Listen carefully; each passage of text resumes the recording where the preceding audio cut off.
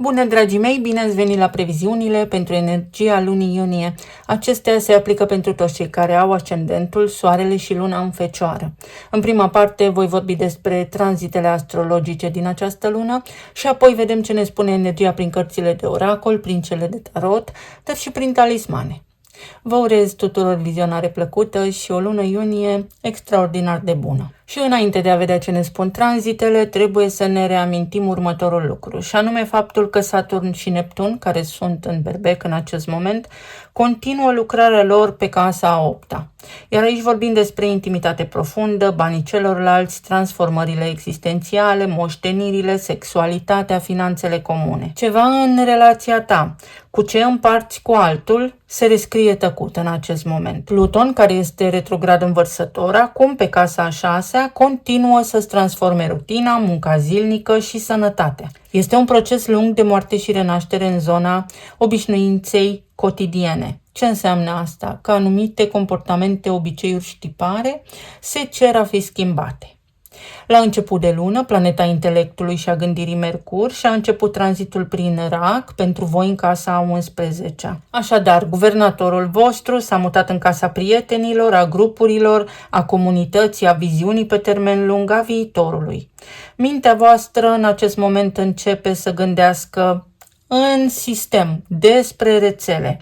Cine este aproape, cu cine vrei să construiești, ce viziune comună vrei să crești cu alții. Conversațiile importante ale primei jumătăți de lună se vor purta în cercuri de prieteni, în grupuri, în comunități online sau offline. Cu Mercur în Rac, gândirea ta devine mai caldă, mai afectivă. Vorbești cu prietenii din inimă, nu doar din analiză. Iar pentru voi este un moment de reală binecuvântare, pentru că puteți fi vulnerabili în acest moment, dar puteți simți și siguranță emoțională din partea celor cu care stați de vorbă, în fața cărora vă expuneți emoțional. Avem o veste bună, Venus, zeița iubirii, cea care guvernează și banii și relațiile, intră în Leu, în semnul iubirii, în casa a 12-a pentru voi. Venus se mută în subteranul vostru, în inconștientul colectiv, acolo unde lucrurile se petrec în tăcere. Pe casa a 12-a în Leu, Venus aduce o frumusețe ascunsă, intimă, secretă, iubiri care nu se arată, plăceri trăite în singurătate, poate, o frumusețe descoperită în vis, în meditație, în contemplare și în starea pură de a fi. Este o perioadă în care relațiile amoroase pot avea o dimensiune ascunsă, să fiți atenți. Sau o perioadă în care preferi să trăiești bucuriile în liniște, departe de alți ochi. Cu Jupiter pe punctul de a intra tot aici la sfârșitul lunii, Venus pregătește terenul. Îți deschide o sensibilitate către invizibil, către subtil, către clarsimțire, spre ce nu se arată, dar se simte. Este o senzație magnetică care te poate învălui, o idee că ceea ce simți este autentic, știi fără să știi de unde știi. Apoi avem evenimentul de lună nouă în Gemeni, pe casa a 10-a, o sămânță nouă plantată în cariera ta, în chemarea ta publică, în locul tău în lume. Această lună nouă pe casa a 10-a, cu Uranus deja aici în Gemeni, are în ea o vibrație de schimbare neașteptată în carieră. O nouă direcție, o oportunitate care vine de unde nu te aștepți, o restructurare bruscă a felului în care ești văzut profesional. Și te poți întreba ce vreau să construiesc public în următorul an, cum vreau să fie munca, cum vreau să mi se vadă munca. Pentru că lucrurile începute acum, în jurul datei de 14, au amprenta unui ciclu profesional nou. Fie este vorba despre reconversie profesională, despre orice fel de schimbare care are legătură cu profesia ta.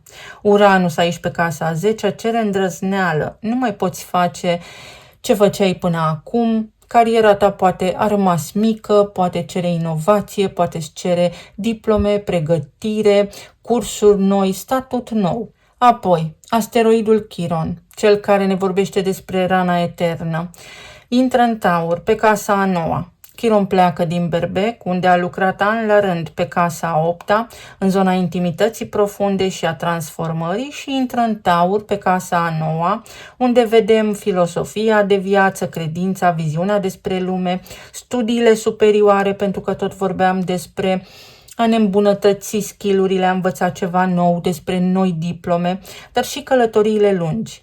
Și începe un ciclu lung de aproximativ 8 ani de vindecare în relația cu sensul, cu adevărul, cu sistemul tău de credințe. Răni mai vechi legate de cred sau nu cred, am sens sau nu am sens, există ceva mai mare decât mine, pot ieși acum la suprafață. Iar pentru arhetipul vostru, care construiește sens prin detaliu, această tranzitare cere o lărgire, mai multă flexibilitate. Să creezi în ansamblu, nu doar în piesele care funcționează sistematic. În iunie pășești pragul, Chiron nu vindecă, doar aprinde reflectorul și îți arată unde poate te limitezi singur. Apoi soarele schimbă semnul, intră în Rac, pe casa 11 avem solstițiul de vară. Vitalitatea se mută pe zona comunității. Solstițiul îți aduce o perioadă în care energia ta vrea să fie cu alții, în grupuri, în familie, în rețele, în viziuni comune. Ce comunitate vreau să cresc? În ce grup vreau să intru? Pentru că voi, ca arhetip, sunteți cam obișnuiți să lucrați singuri și este o invitație la plural, la echipă.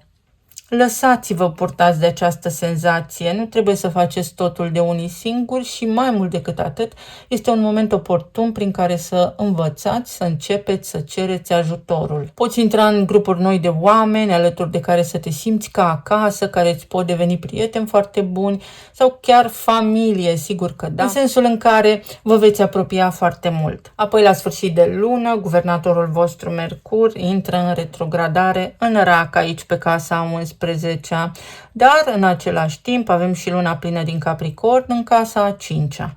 Aceasta este o zi de profunzime dublă pentru voi. Mercur retrogradează în casa 11, unde am stabilit deja că avem prietenii, comunitățile, conversațiile de grup, care acum cer revizuire. O reinterpretare, să vă gândiți de 2 ori înainte. Vor reveni sau pot reveni prieteni din trecut, mesaje în grupuri mai vechi care se reactivează acum și care acum îți cer atenția. Și simultan, luna plină în Capricorn pe casa a 5-a aprinde zona creativității, a copiilor, a iubirii romantice, a jocului, ceva ce ai cultivat luni de zile în zona creativă sau în relația cu un copil sau cu cineva iubit ajunge la o culminație. Un proiect creativ se naște sau se închide. O iubire își arată forma definitivă, poate mai responsabilă, mai matură sau poate îți arată limita, că atât se poate. Și cu Mercur în casa 11, retrograd fiind în Rac, s-ar putea să fii puțin pe gânduri și să te gândești. Omul ăsta poate fi sau poate face parte din familia mea, da sau nu? Planurile mele actuale, hobby-urile mele mă mai reprezintă în viitor sau nu? Sau poate fi un moment extraordinar de bun în care ceva din ce îți face plăcere, o pasiune, un hobby, să devină în viitorul tău un stil de viață, un mod de a fi. Și asta se poate. Și nu în ultimul rând, la sfârșit de lună, Jupiter, planeta expansiunii, intră în Leu pe casa a 12-a. Ultima zi a lunii deschide unul dintre cele mai mistice tranzite posibile. Jupiter în Leu pe casa a 12-a este un binefăcător care se ascunde, aduce protecție. Lucrează în subteran, în vis, în spirit, dar în retragere, în izolare. Începe un an jupiterian în care te vei vindeca în tăcere, în care visele vor căpăta dimensiuni jupiteriene, se pot extinde, intuiția ți se lărgește, crește, în care vei avea nevoie de mai multă singurătate ca de obicei, dar și un an în care vei simți că orice faci, orice gândești, ai un fel de protecție invizibilă. Pentru voi ca arhetip, care construiți prin muncă vizibilă, acesta este un an în care valoarea voastră crește mai mult invizibil decât în vizibil. Se întâmplă totul în planul subtil, la nivel spiritual, în spirit, în suflet, poate nu neapărat în realitatea voastră imediată și este un an pregătitor. Pentru că apoi Jupiter va intra în propriul vostru semn în vara lui 2027. Deci anul acesta este cel de adâncire, este testul final, examenul final, înainte de propria expansiune. Și ideal ar fi să vă gândiți la anul 2014, să vedeți ce se întâmpla atunci, pentru că atunci a mai fost Jupiter în Leu. Ca și concluzie, este o lună a deschiderii față de celălalt, pentru că aveți axa nodurilor lunare, fix în Fecioară și în opoziție în Pești, în relația eu cu celălalt. Apoi avem o culminație creativă când se produce luna plină din Capricorn, pe casa a 5-a. Toate aceste lucruri nu fac altceva decât să vă poziționeze strategic pentru întoarcerea lui Jupiter din anul ce urmează. Să vedem acum ce ne aduce și oracolul ca energie. Floarea soarelui și acțiune. Depășești un prag în această lună iunie. Poți începe niște proiecte, acțiuni, relații sau îți vin niște idei, niște gânduri prin care poți găsi cheia succesului, adică soluții ori la niște probleme mai vechi, ori este o sclipire de geniu, ori este o schimbare de profesie, ori este o schimbare care îți permite ție de acum înainte să te ocupi mai mult de tine și de sufletul tău. Bucurie. Am mai avut acest mesaj, dacă nu mă înșel, la Gemeni și la Berbec, poate aveți legătură cu cineva din acest semn. Bucurie și acțiune. Este un timp optim pentru a vă face planuri concrete, clare de viitor, pentru a reevalua, pentru a vă reconecta cu sinele vostru, cu ideile pe care le aveți, poate le-ați lăsat abandonate pe drum, poate nu s-au putut concretiza în trecut. Și fluturele, metamorfoză, numărul 22 care construiește, un pas în față. Luna iunie pentru voi este un pas în față.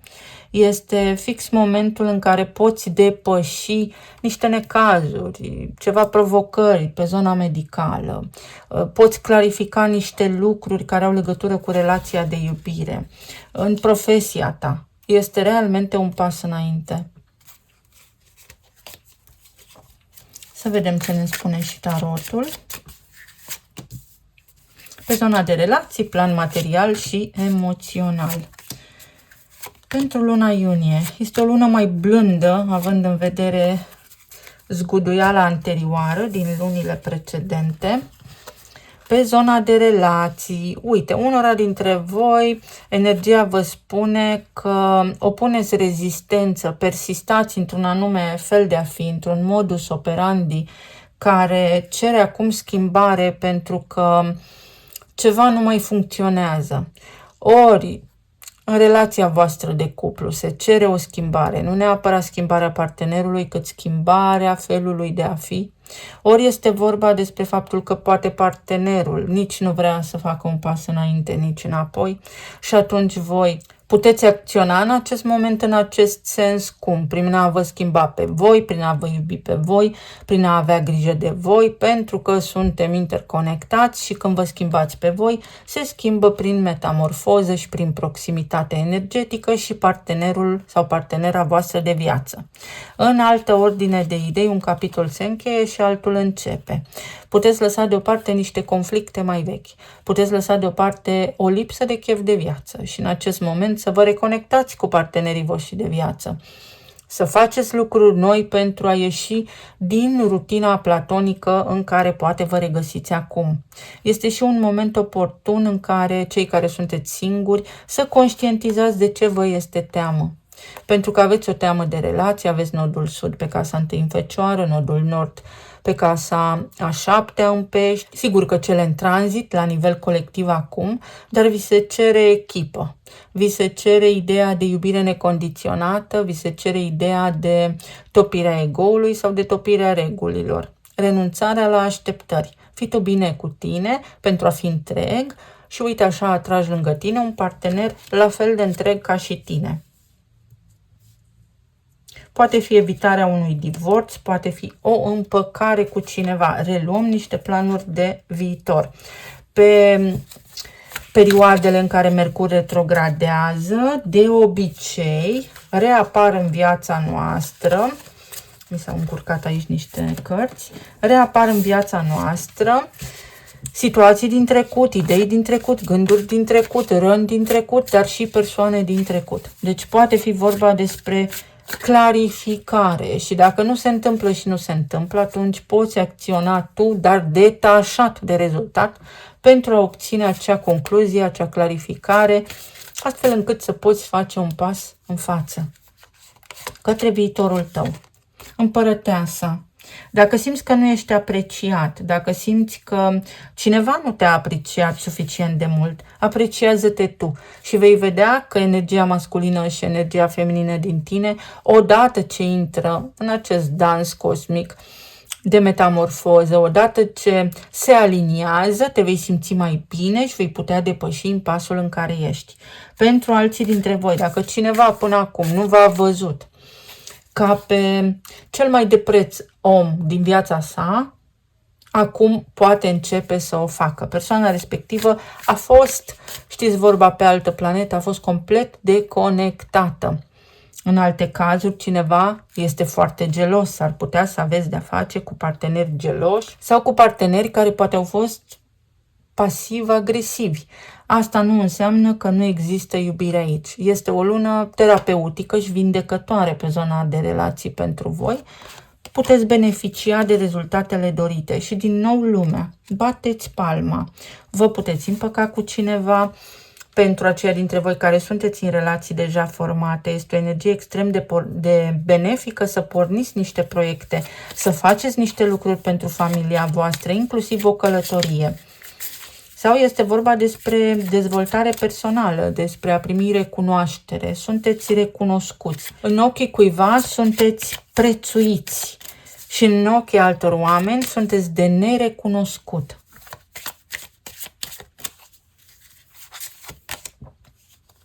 Discernământ. Luna iunie va aduce pe zona de relații discernământ și va aduce conversații cu calm, claritate, voință, determinare, vouă și partenerilor voștri de viață, să ajungeți la o concluzie benefică atât pentru voi cât și pentru ei. Ceva se rezolvă.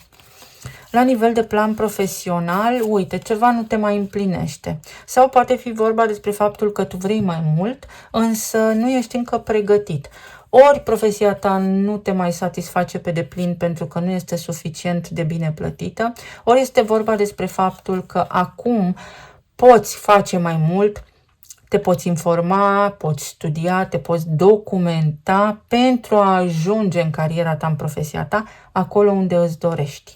Poate fi vorba și despre o promovare, poate fi vorba și despre luciditate. În primul și în primul rând, voi în această lună aveți de făcut următorul lucru. Să vă dați seama dacă ceea ce faceți vă împlinește sau nu, sau vă plătește doar facturile. Pentru că puteți schimba acest lucru. Nu este ultimul loc de muncă care există pe această planetă.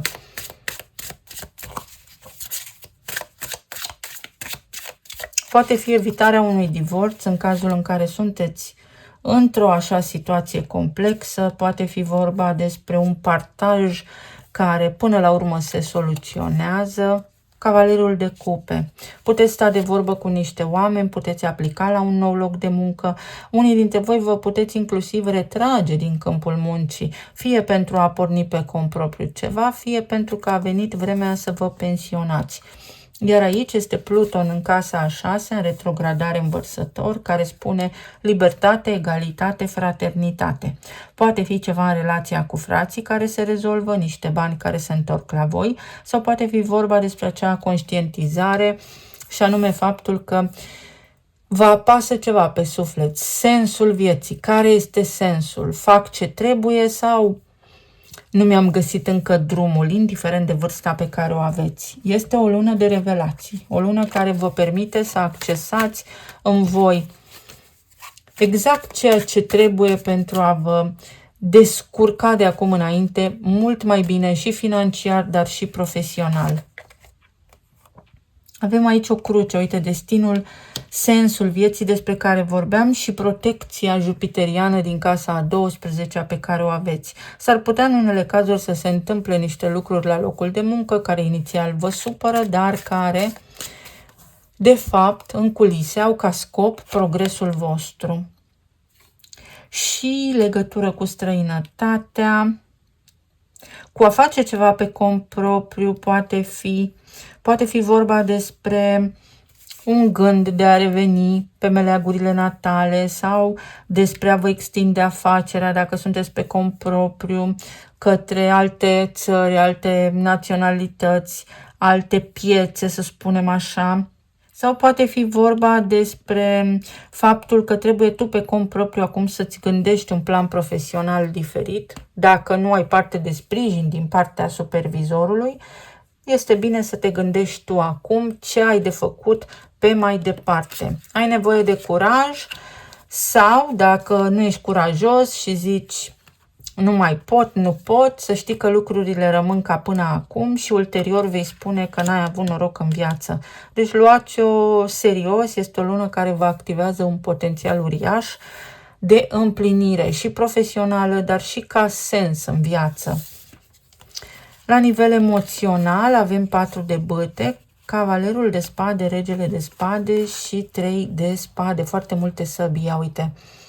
Săbii care au legătură cu stabilitatea ta, săbii care au legătură sau gânduri care au legătură cu relația ta, cu partenerii tăi, când vine vorba despre afacere, cu parteneriatele tale, când vine vorba despre colaborări, cu prietenii tăi inclusiv sau cu partenerul de viață. Aici avem regina de spade, aici avem regele de spade, ceea ce înseamnă că nu mai rezonați cu ceva. Ori cu un partener de viață, ori cu felul de a fi al unui partener de viață, ori cu locul de muncă, ori cu ai voștri colegi la locul de muncă. Și energia vă spune în felul următor. Dacă vrei ca lucrurile să se schimbe, le poți face. Și energia vă spune în felul următor. Există vântul schimbării aici. Trebuie doar să accesezi în tine adevărul, ce anume vrei să se schimbe, ce anume nu-ți convine pentru a-ți da seama ce îți dorești de fapt. La nivel medical s-ar putea să fie pentru unii dintre voi ceva de genul nu-mi convine ce am auzit sau nu-mi convine că trebuie să merg la doctor. Nu prea există alegere aici. Unii dintre voi trebuie să mergeți la doctor pentru că altfel în zona de confort lucrurile nu se rezolvă.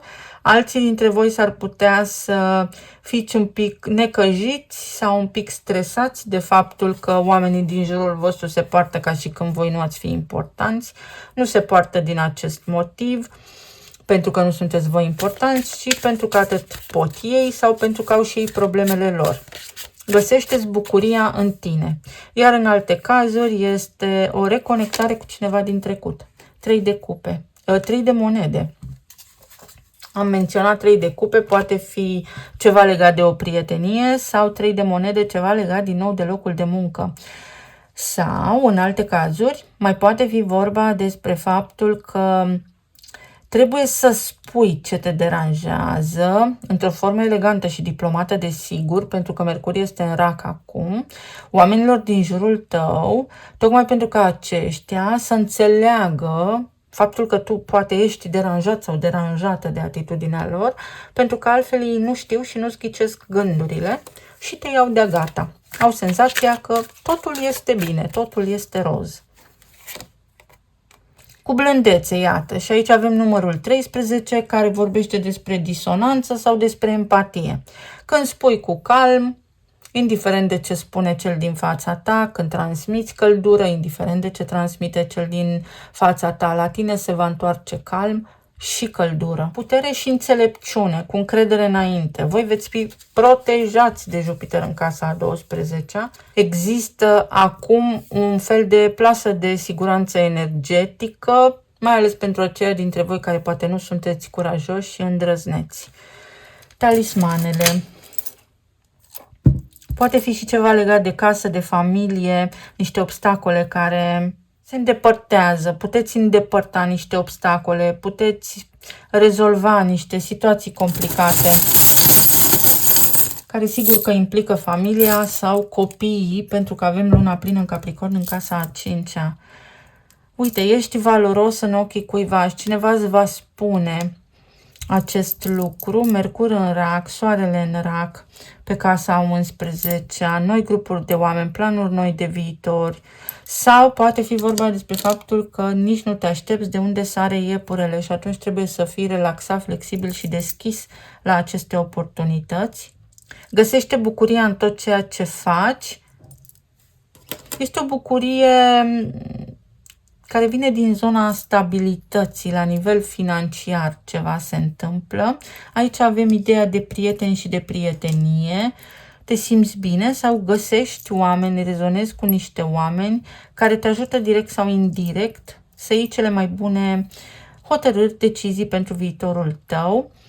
Aici este, în unele cazuri, o sarcină. Cineva sau voi reușiți să începeți ori un proiect nou, ori este ad literam vorba despre un copil, despre o sarcină. Pentru alții dintre voi poate fi ceva legat de animalele de companie sau de loialitate. Cineva ți este loial, cineva este de încredere, deși nu s-a arătat.